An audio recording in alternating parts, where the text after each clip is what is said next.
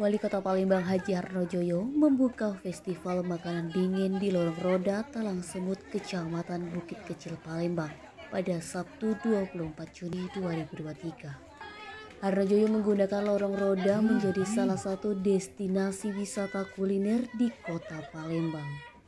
Lorong Roda merupakan kampung kuliner yang terkhusus menjual makanan dingin khas Kota Palembang.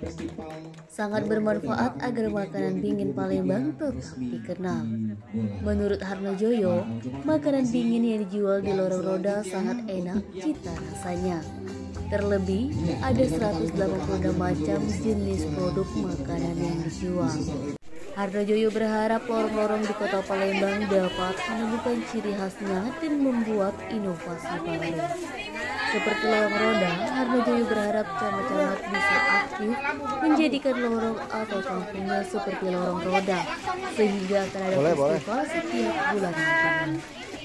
Oh, jadi ini bisa barcode juga ya bayarnya? Ya, bisa barcode. Kalau mau beli bisa barcode. Ada nasi gemuk. Ada nasi gemuknya.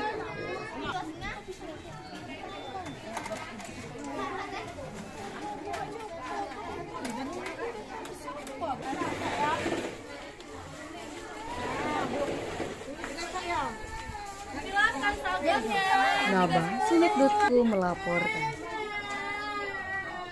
Mana ibu?